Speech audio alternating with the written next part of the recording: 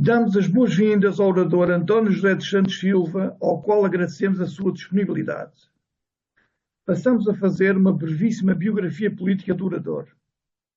António José dos Santos Silva nasceu na cidade do Porto, marcava o calendário dia 19 de fevereiro de 1954. A Segunda Guerra Mundial de 39-45 tinha terminado apenas 9 anos antes.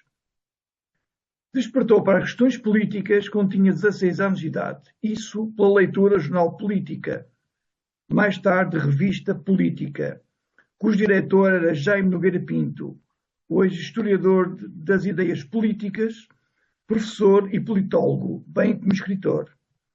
Pertenceu à Legião Portuguesa e à Milícia da Mocidade Portuguesa, duas organizações do Estado Novo. No pós-25A 74, militou no Movimento Federalista Português, mais tarde chamado Partido do Progresso.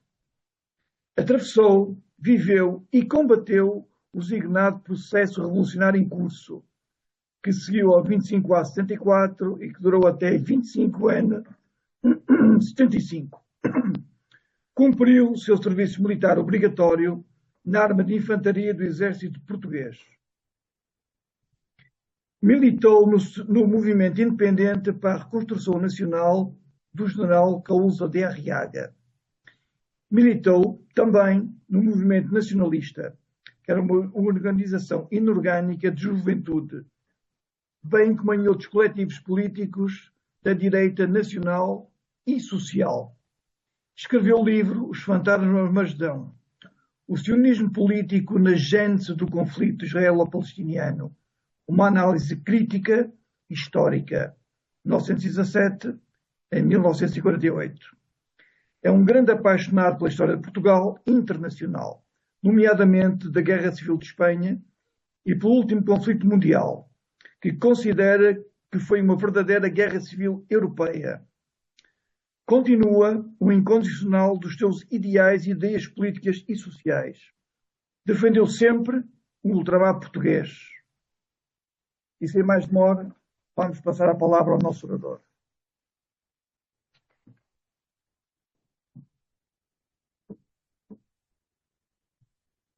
Muito boa noite a todos.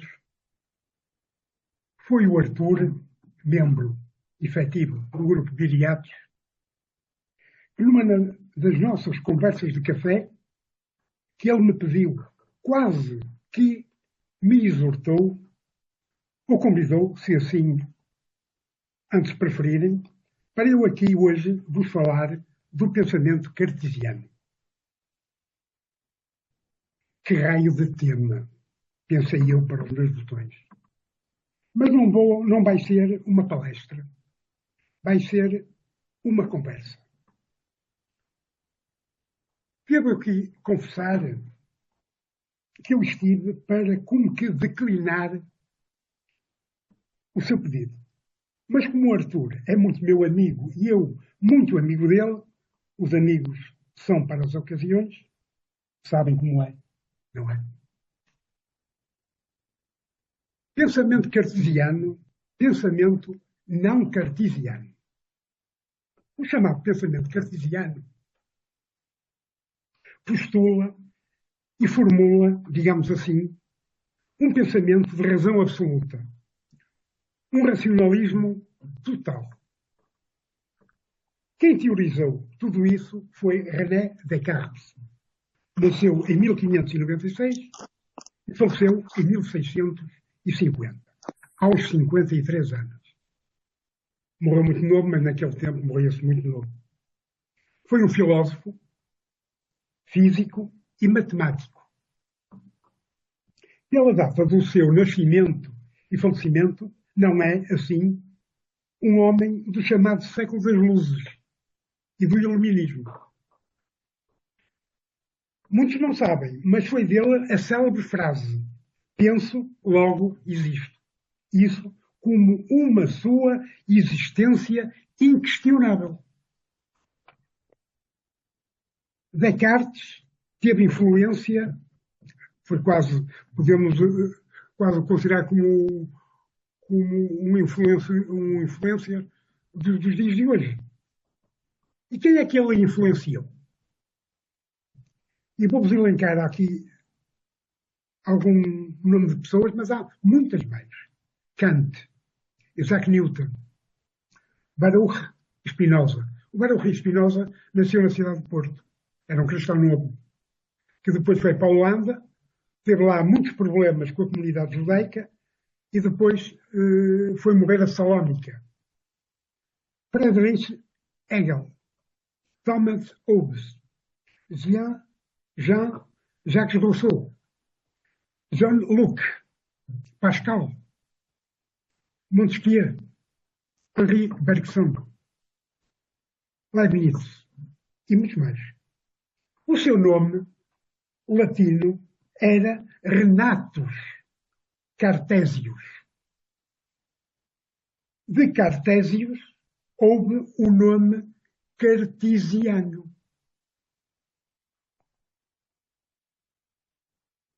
Era costume, nessa época, os cientistas e os médicos terem um nome em latim.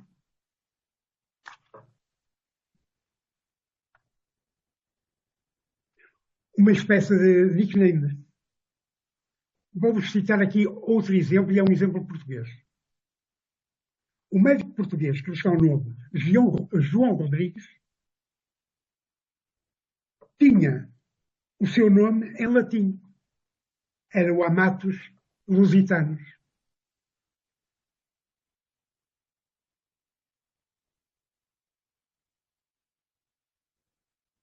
Desculpa, eu comi um pouco de água. Obviamente que eu não vos vou aqui debitar a sedenta académica sobre o pensamento cartesiano, já que ficariam todos de veras aborrecidos dessa minha falação. E sem qualquer vontade de me ouvirem. Seria até justo que assim procedessem.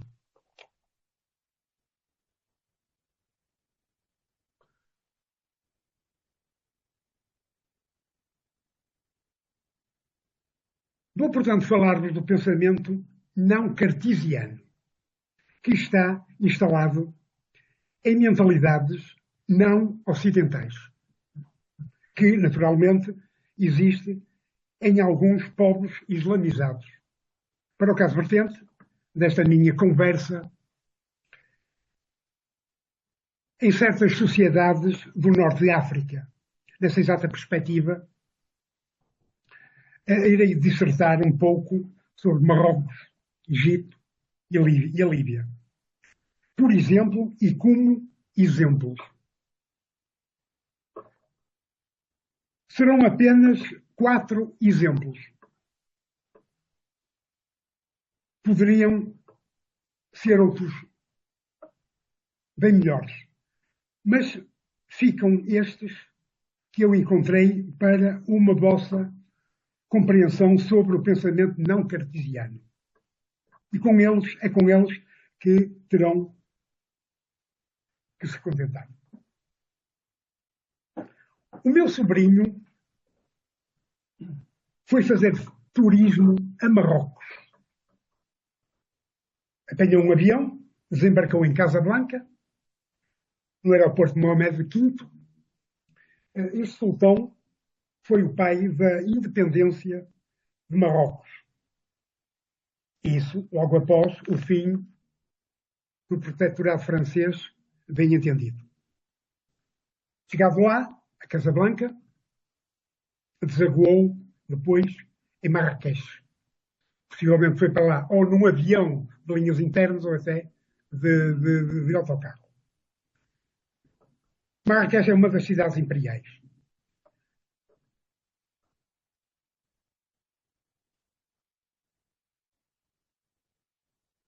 Foi para um riad, género de um alojamento local, mas muito mais bonito, com um agradável pátio interior. É engraçado que em Lisboa, pela sua herança moura, existem os chamados pátios alfacinhas. Mas hoje quase todos eles convertidos ao turismo pela ação da gentrificação. Bom, o rapaz esteve lá, 4 ou 5 dias, julgo eu, deambulou pela emblemática Praça Jama Alfená, viu os domadores de cobras, andou a fazer compras pelo SUC, que muito bem sabem, é um mercado em arde, bebeu certamente chá de menta, etc, etc, saiu de lá contente. Quando regressou à pátria, disse-me: tio, estive em Marrocos. Obviamente que não esteve nada lá. Enfim. Por acaso, eu também estive em Marrakech. Mas eu estive em Marrocos. Vivi lá, na casa de um amigo meu, português, por 2 fantásticas temporadas. 2005, 2006. Como o tempo passa. Em Marrocos, eu estive em muitas cidades. Visitei muitas localidades do Reino de Marrocos. Deu para perceber alguma coisa. Mas por falar em Marrakech, foram os portugueses que inventaram o nome Marrocos. Sabiam? Como foi que tal aconteceu? Quando os portugueses reconquistaram Ceuta, em 1415, a cidade de Ceuta, ela não ficava em Marrocos. Antes, no reino de Fez, da dinastia Merzidina, Berbere. Fez era a sua capital imperial, política e religiosa. Os marinidas estavam já islamizados.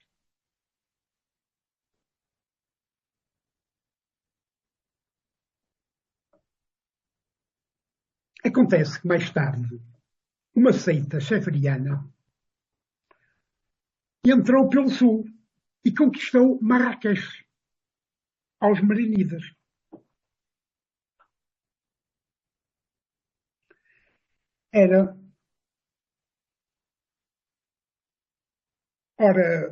Foi através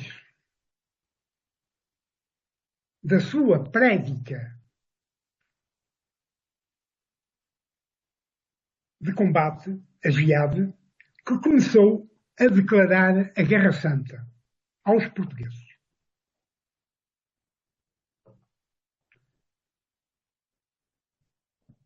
Devo dizer que, a partir desse momento, o estado de guerra nas nossas praças fortes, foi quase permanente.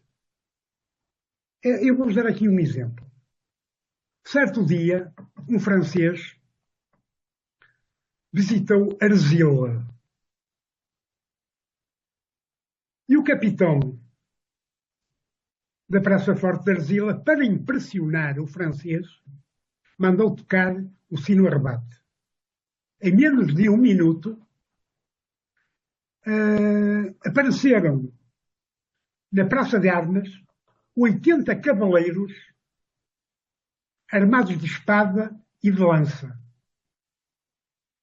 Isto dá para ver que os cavalos, durante o dia, já estavam selados. Já estavam com sela. Para o que desse viesse.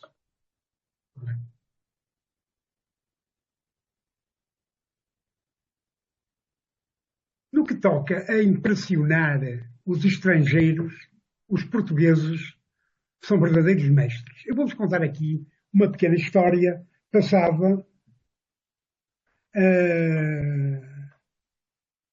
na Guiné Portuguesa, quando nós lutávamos lá contra o PAGC, e há uma coisa que eu quero dizer.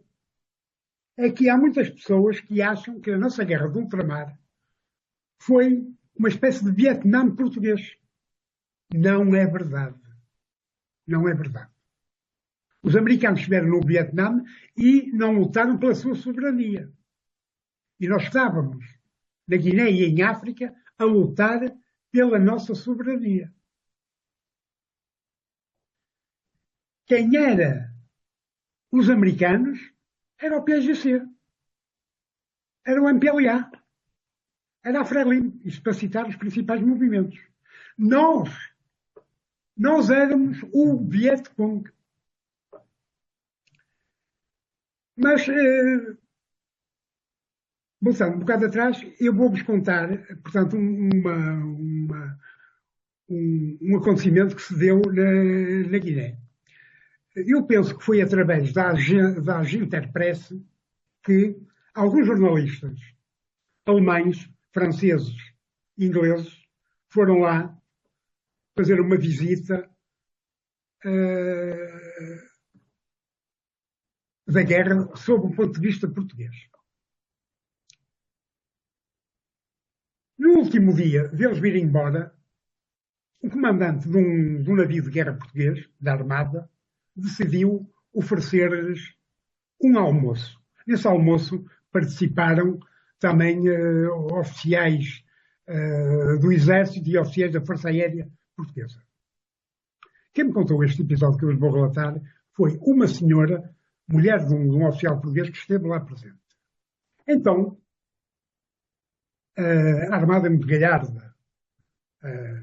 E eles têm até uma coisa que nos outros ramos existe, mas que não é tão vincado. Na Armada existe uma classe de oficiais, uma classe de sargentos e uma classe de praças. Também existe no Exército e na Força Aérea. Mas na Armada isso é muito vincado. E então a Armada é muito seleta. E então o comandante do navio, para impressionar os visitantes estrangeiros, mandou servir o almoço em baixela de prata. Talheres de prata, pratos de prata e toda a mais panóplia em prata. Eles ficaram muito impressionados. Foi um almoço ao píparo, porque quando os portugueses fazem um almoço, é mesmo um almoço à séria, não é? E ficaram muito satisfeitos. E fim do almoço, houve sobremesa, gelado e doces. E para remate final, houve charutos, conhaque Napoleão, uísque das melhores procedências, vinho do Porto. A certa altura, o comandante levantou-se da mesa, depois disso tudo, não é? E foi um sinal para que todas as pessoas, para que todos os comensais se levantassem também. E o almoço foi servido por marinheiros de casaco branco e de luvas brancas, tudo como manda a etiqueta. E ele então virou-se para os marinheiros, para os criados, e disse: peguem na baixela, levantem isso e botem isso ao mar. E os marinheiros, assim, obedeceram. Pegaram na baixela, bom, havia uma parte do navio em que eles fizeram isso, lançaram aquilo ao mar. As pessoas, os correspondentes estrangeiros ficaram doidos. Como é que é possível lançar uma baixela de prata ao mar? Os portugueses são malucos, não sei o quê. Depois, o comandante dirigiu-se ao cais para se despedir deles, e então, quando eles já estavam distantes, os convidados portugueses permaneceram no barco, ele subiu a bordo e virou-se para os marinheiros e disse: bom, podem puxar as redes. O que é que tinha sido? E previamente, o comandante mandou pôr uma lona nos orifícios, para que depois, quando levantassem aquilo, a água escoasse, conforme ia levantando, e recuperaram assim as pratas. Quer dizer, os portugueses são fantásticos. Quer dizer, quando toca a impressionar os estrangeiros ficam de boca caída e de gatas. Como os portugueses, à força, voltando ainda à designação de Marrocos, como os portugueses, à força de ouvir falar tanto de Marrakech, que logo entre nós surgiu o nome Marrocos, Marrocos, Marrocos. Não sendo hoje em dia o nome que figura em documentos oficiais do Estado marroquino, o espantoso é que o nome Marrocos ainda subsiste, até internacionalmente. Pela alguma minha experiência em Marrocos, começarei, propriamente dito, por vos falar no pensamento não cartesiano. Como uma minha advertência. Desculpem todo este meu arrazoado, isso para eu quase vos dizer que uma viagem turística de 5, 8 ou 15 dias não são suficientes para se conhecer um país. Tal em termos políticos, históricos, culturais, sociais, humanos e até económicos. Os chamados pacotes turísticos que as agências de viagem vendem é o exótico. É a paisagem bonita. No fundo, é o que os turistas pretendem.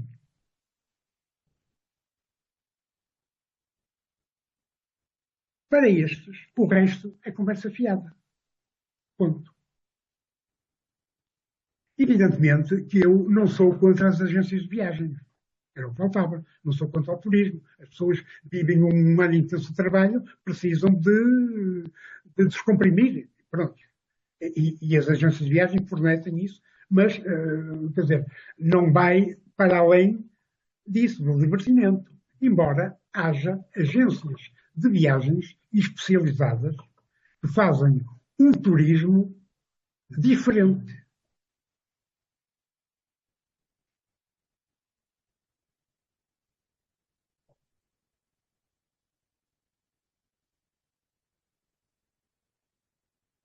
E posso dar o exemplo de um primo meu que é engenheiro informático. E ele aqui há tempos fez uma viagem turística, mas foi uma viagem turística diferente, que foi o Transsiberiano, em comboio. O confortável da viagem foi quando foi até Moscovo, porque a partir de Moscovo aquilo foi um desconforto absoluto. Claro que foi no verão, não foi no inverno. No inverno, com temperaturas de 60 graus abaixo de zero, não é possível. Não é? Portanto, foi uma viagem muito bonita, mas muito autonomizada. Para terem uma ideia, o meu primo levou uma pequena mochila.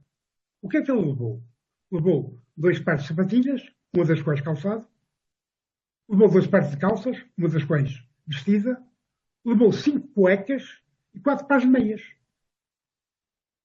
E um sabonete, ou 2 sabonetes. Ele fez aquele percurso pelo Lago Baikal, que é muito lindo. O Lago Baikal tem uma profundidade quase abissal. E não é perto de mar, mas o Lago Baikal é maior que Portugal. Não é? Como é que eles tomavam banho, por exemplo? Eles tomavam banho quando paravam em determinadas estações, iam aos quartos de banho lá, que tinham chuveiro, e tomavam ducha de água fria. E lavavam as cuecas e as meias nos lavatórios. E punham-nos a secar depois na janela do comboio, quando o comboio estava em andamento. E como é que comiam? Às vezes iam uns sítios parecidos com os restaurantes, mas muitas das vezes eles paravam o comboio em determinada localidade e vinham pessoas vender comida. E ele não foi, o Transsiberiano que ele fez, não foi até Vladivostok. Chegou ali à Mongólia e virou para dentro da Mongólia. E na Mongólia não foi para o hotel. Foi para aquelas tendas que eles têm, que parece que se chamam iogurtes, não é? Comeu ensopado de iaque e de manhã pãozinho com leite de iaque. E depois foi para a China, não é? Chegou até Pequim e depois em Pequim tomou tomou o avião para a Europa. Uma das outras viagens que ele fez foi ao Pico, aos Açores. Mas foi muito especial, isso. Porque foi fazer atividades radicais, não é? E depois subir lá em cima. Eu que tenho 72 anos de idade, já não consegui ir lá em cima, subir e descer. Uma outra viagem que ele fez, também em regime de autonomia, foi a Israel.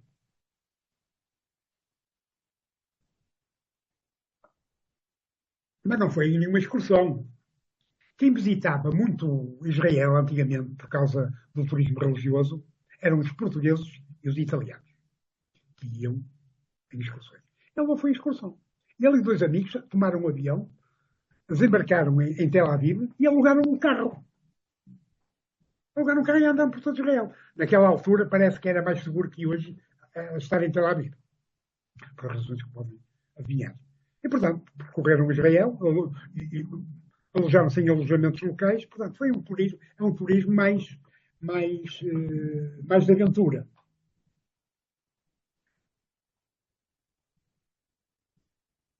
Vou agora falar-vos propriamente do alfarrabista da Medina. O que é uma Medina? Uma Medina é uma cidade fortificada, com muralha. Era a Medina de Rabat.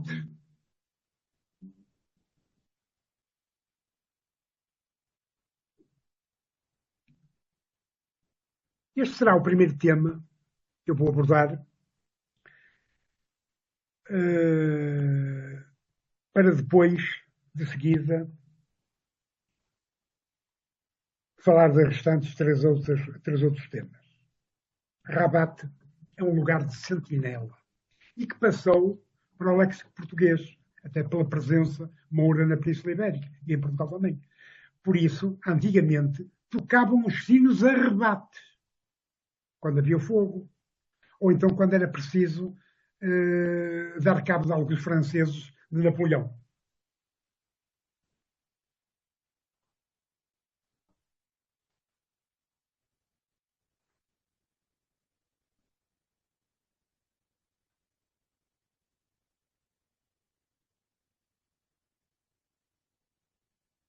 Portanto, falemos do alfarrabista. Certo dia, eu penso, julgo, já foi há muitos anos, mas eu julgo que foi um sábado. Esse tal meu amigo, em quem eu fiquei em casa dele, levou-me à Medina. Eu ia muitas vezes à Medina. Quantas vezes eu passei pelas portas de Babelá em direção à Medina. Mas desta vez fomos a um sítio da Medina muito particular. Que foi a um sítio onde havia bric-a-brac e alfarrabistas. O meu amigo é um apaixonado por livros e, portanto, fomos lá fazer uma pesquisa. Chegámos à loja de um alfarrabista, que era um senhor que tinha uma perna mais curta que a outra. Era um velhote. E eu fiquei sempre com a impressão que seria berbeiro. Porque em Marrocos, em cada 3 marroquinos, 2 são berbeiros. E são os berbeiros que geralmente têm negócios. Eu penso que ou foi de um acidente que o senhor teve, ou então até quando era menino, um ataque de poliomielite. E então o meu amigo pôs-se a folhear lá um grosso livro, que era sobre a presença, penso eu, que se não me engano, era um livro sobre a presença jesuíta em Marrocos. Bem entendido, do tempo do protetorado francês. Esteve aí 1 minuto ou 2 a ver o livro, mas não o comprou. Nesse entretanto, o velhote não deixava de olhar para nós com um olhar de Leviatã, pensando estes tipos vão fazer negócio com ele. Só que o meu amigo, por um motivo que eu nunca cheguei a saber, nem nunca perguntei, não comprou. Então, o velhote dirige-se para o sítio onde ele tinha o livro, porque o meu amigo pôs o livro religiosamente no sítio onde ele estava. E pegou no livro e tirou para o ar. E disse umas palavras, não no árabe, porque ao contrário do que as pessoas possam pensar, em Marrocos fala-se árabe, mas é um dialeto árabe, o Aridja. Nós não percebemos aquilo, Nazaré, não. E nós, com o nosso pensamento cartesiano, o que é que pensamos? Olha, o velhote ficou zangado por a gente não lhe comprar o livro. Só que há um detalhe aqui precioso. É que nós fazíamos-nos acompanhar da nossa criada árabe. Era uma criada que nós tínhamos, que era externa, que aparecia no nosso apartamento. Nós morávamos num condomínio de luz, fechado. Batia à porta às 8 horas da manhã. Geralmente era eu, porque eu acordava mais cedo. Abria a porta e ela tratava do livro da casa, arrumava os quartos, limpava a casa, fazia o almoço, continuava até o final da tarde a arranjar a casa e depois ia embora. Antes de ir embora deixávamos uma sopinha feita, que nós comíamos ao jantar, deliciosa. E era uma rotina muito interessante. Porquê? Porque sabia falar francês e escrever francês. Na altura em que eu estava lá, as mulheres, 80% das mulheres, ou 75%, não sabiam ler nem escrever. Os homens andavam à volta de 60%. E então ela perguntou a esse meu amigo: Monsieur, sabe o que é que aquele senhor disse? Estava zangado connosco, porque a gente não lhe comprou o livro. Não, senhor, não foi nada disso. Ele disse: vêm para aqui estes Nazarani é nazareno, não é? Repara, Jesus de Nazaré. Decorar o nosso livro, sabemos ver, e não o comprou. Ora, como era que era possível decorar um livro que tinha 600, 700, 800 páginas, um livro volumoso? Mas na mentalidade deles, como eles são inculcados a decorar o Alcorão, o meu amigo tinha decorado o livro todo, não é? E sacado. Não o comprou. Estão a ver um exemplo. Eu podia estar aqui a falar de pensamento cartesiano, a revisar isso. Mas, através deste exemplo de um pensamento não cartesiano, vocês veem como é aquela gente pensa. Evidentemente que da cidade de Rabat havia uma livraria, que nós também frequentávamos muito, e que era uma espécie de Bertrand. Só que os livros eram muito, muito antiquados. Novos, mas antiquados. Em que nós podíamos entrar, manusear, mas eram pessoas que eram descendentes até de franceses, portanto, compreendiam, já tinham um pensamento mais cartesiano. Portanto, este é o primeiro exemplo que eu vos dei sobre a existência de um pensamento não cartesiano entre essa gente. Vamos agora falar de um segundo exemplo. Certo dia, o chefe da Mossad israelita, a Mossad já existia durante a Segunda Guerra Mundial, só que não tinha o sentido que mais tarde lhe foi dado como serviços secretos de espionagem. Porque durante a Segunda Guerra Mundial a Mossad existia. A Mossad tem um nome mais comprido e significa operações especiais. Porque a sua função durante a Segunda Guerra Mundial era evacuar judeus da Europa e introduzi-los na Palestina clandestinamente. Havia uma cota, porque nessa altura estava o mandato britânico lá. Só saíram em 48. Havia uma cota disponível para legais, mas eles tentaram a todo o custo meter lá os judeus, até para tirá-los da Europa, mas também para aumentar demograficamente a situação em Israel e, muitas vezes, e foram milhares e milhares de ilegais. E, portanto, a Mossad especializou-se nessas linhas de fuga. Mais tarde ele foi convertido num serviço de espionagem e de contra-espionagem. A Mossad tem vários serviços.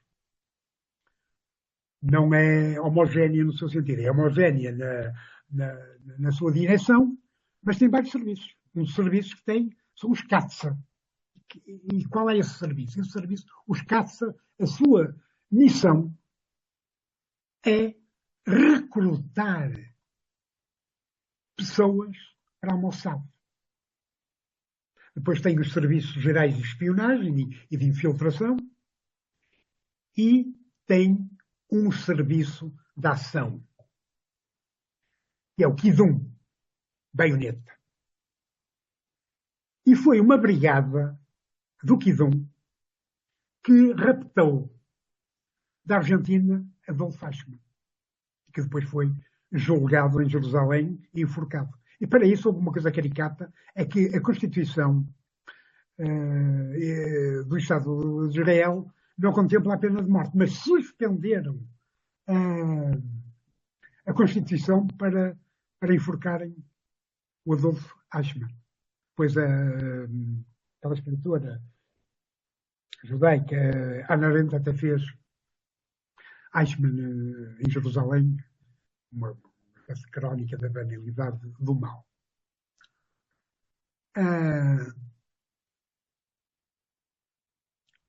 Como eu estava a dizer, há uma coisa que também me faz espécie. É que o Adolfo Eichmann não esteve só presente em Jerusalém para ser julgado e enforcado. É que antes da Segunda Guerra Mundial, ele já estava nos serviços das SS, faz uma viagem aonde? Até lá vive.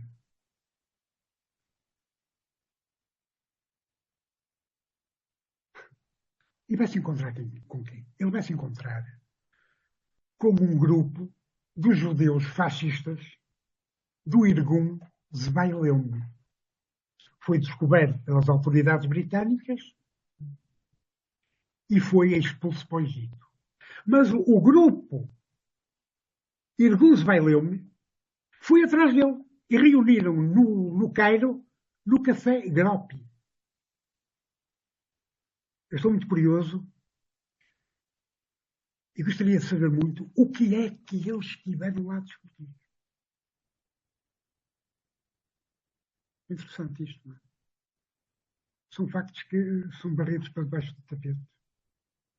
E há notícias até que o grupo Irgun Zvailem participou uma vez nos congressos de Nuremberg. Engraçado. Muito engraçado isto.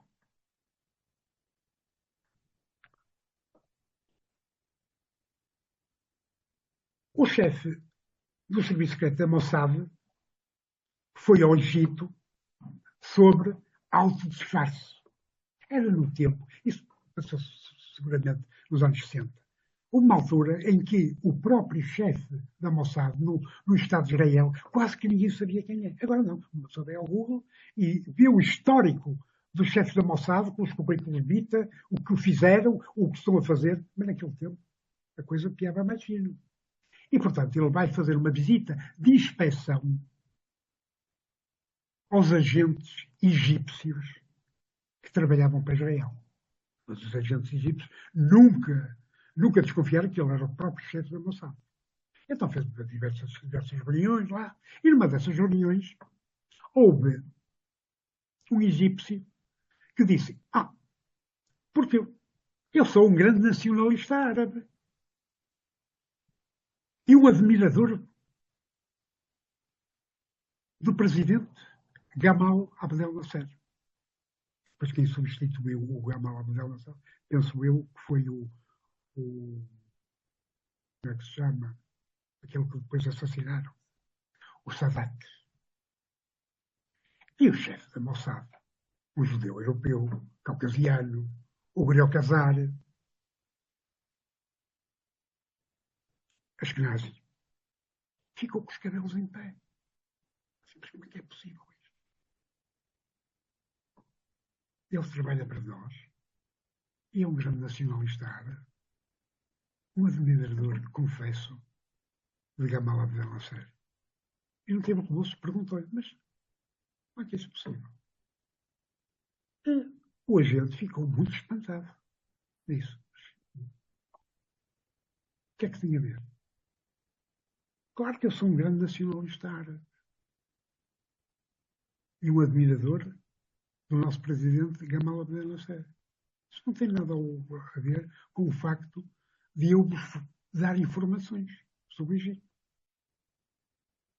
É o meu trabalho, vocês pagam. Isto.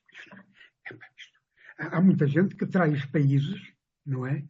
Mas que não confessa, para mim inventa sempre um pretexto qualquer para trabalhar para o outro lado. Eu não. Era um nacionalista árabe, um admirador, confesso, do presidente Gamal Abdel Nasser, que era uma coisa. Quando foi o funeral do Nasser, no funeral dele, morreram esmagados dezenas e dezenas de egípcios. Isto é mais um exemplo de pensamento não cartesiano. Nós não compreendemos isso, mas é que para eles está tudo bem. O terceiro exemplo que eu tenho aqui a dar-vos foi passado durante a Guerra dos 6 Dias. E o Estado de Israel venceu essa guerra de uma forma brilhante, politicamente e militarmente, estrategicamente e taticamente. E o grande obreiro dessa vitória, em substancial parte, foi a Mossad. A Mossad descobriu que os pilotos egípcios das diversas bases que haviam no Egito, a uma hora certa, estavam na messe a tomarem café e a comerem torradas. Então os aviões israelitas fizeram uma volta pelo Mediterrâneo, entraram no Egito, e eles tinham os aviões, que eram MiGs russos, todos alinhadinhos. Portanto, destruíram completamente a aviação egípcia. Nessa guerra dos 6 dias não foi só o Egito, foram outros países também que participaram. A Jordânia, a Síria, eram 5 países. Mas o Egito era de facto aquele mais poderoso, que tinha a aviação mais forte. Quais foram as consequências disso? As consequências é que o Tzal, o exército israelita, agora chama-se IDF, é uma americanice, ficaram com um domínio absoluto do ar. Olhem, o mesmo aconteceu no dia D. Quando os aliados desembarcaram na Normandia, os alemães apareceram lá com 2 aviões. Sobrevoaram aquilo e foram embora. Porque a aviação alemã estava toda já em território alemão. E deixaram lá, por causa dos bombardeamentos maciços que os aliados faziam. Para vocês terem uma ideia, os aliados entraram na Normandia com cerca de 20 mil aviões. De diversidade, mas 20 mil aviões. E foi por isso que muitas Panzers, estou a recordar da Panzer da Hitlerjugend, que foram completamente arrasados. Nós temos imagens cinematográficas de estradas, quilómetros de estradas, com veículos alemães de todo o género, tanques e outros mecanizados, todos destruídos, porque os alemães perderam o domínio do ar. O mesmo aconteceu na Guerra dos 6 Dias. O exército do Egito era um exército poderosíssimo. Para ficar com uma ideia, era seguramente 3 vezes maior que o exército do Afrika Korps, do Marshal Romeu. Só que Os egípcios não eram alemães. Há diferença. E, portanto, eles tinham assim uns tanques de guerra, diversos géneros, todo material de guerra. Todo material de guerra. A União Soviética, na altura, exercia uma influência brutal. Aliás, foram os soviéticos que construíram a barragem da Swan. Mas os egípcios não sabiam fazer o tanque de guerra para quê? A armabilidade. É para fazer blitzkrieg. Os egípcios utilizavam os tanques como artilharia parada. Foram todos destruídos. Aqueles que não foram destruídos pela aviação, os comandos israelitas, eu penso que sob o comando de Ariel Sharon, em jipes com canhões sem recuo, deram cabo do resto tudo. Portanto, foi uma derrota brutal. E esses tais 5 países, nomeadamente, sobretudo o Egito, não é? O coronel, parece que era o coronel. Gamal Abdel Nasser, não quer que seja general. Parece que antes da guerra disse: nós estamos ansiosos por entrar em guerra com Israel. Os meus olhos ardem como carvões. Enfim. Portanto, os egípcios tiveram muitos mortos, muitos prisioneiros, e um dos serviços de informação e segurança de Israel é o Aman, os serviços de informação militar. E então eles acharam por bem fazer uns interrogatórios, uns questionários aos oficiais egípcios. Prefere-se sempre os oficiais, porque se entende-se que os oficiais são aqueles que possuem mais informações, não são os soldados. Portanto, foi um questionário muito bem feito, muito ardiloso, muito dissimulado, e numa dessas perguntas perguntaram aos oficiais se eles, porque tiveram enfim, um comportamento deplorável, se não faziam manobras. O que é que são as manobras? As manobras são treinos. É um termo técnico-militar, diz manobras. E eles disseram, porque não têm um pensamento cartesiano, manobras, para quê? E os oficiais israelitas do avançar, através das manobras, do exercício, mas o que é que tem a ver as manobras com a guerra? Não conseguiram fazer-lhes entender que as manobras fazem parte de uma componente da preparação militar para uma guerra. É o treino. Mas conseguiram fazer. Eles não têm pensamento cartesiano. Pensamento não cartesiano. Eu passaria então a um terceiro exemplo. A um quarto exemplo, digo. Eu escolhi esses 4 exemplos. Que foi, a determinada altura,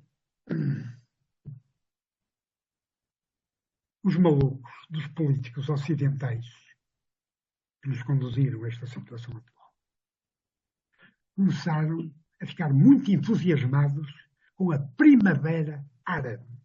E houve uma Primavera Árabe na Líbia. E a NATO ajudou os rebeldes, bombardeando as posições do coronel Gaddafi. E o coronel Gaddafi, devido a esse auxílio, teve a derrota que nós conhecemos e foi tratado de uma maneira bárbara, inqualificável, selvagem mesmo. E então, quando os caças-bombardeiros da NATO acertavam, as bombas acertavam no alvo, Allahu Akbar. Deus é grande. Allahu Akbar. Mas muitas das vezes as bombas não acertavam, porque acontece. Não há uma precisão de 100%. Então aí a NATO já não era Allahu Akbar, era a NATO que era incompetente. Mas o pensamento dessa gente, não é? E é essa gente que nós temos cá presentemente na Europa, a dar-nos cabo da cabeça. Estão a ver, através destes exemplos que eu dei, simples, 4 exemplos, como é que é o pensamento não cartesiano.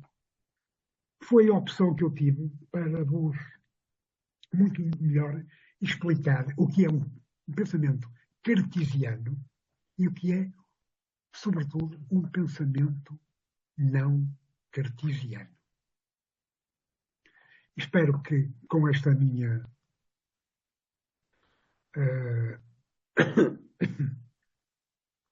singela conversa que tive convosco, que vocês tivessem ficado com uma ideia mais assertiva sobre o que pode ser um pensamento cartesiano e, sobretudo, o que não é um pensamento cartesiano, não cartesiano. E penso que, por hoje, esta minha contribuição ao grupo Viriatos ficará por aqui. Muito obrigado por me ter escutado.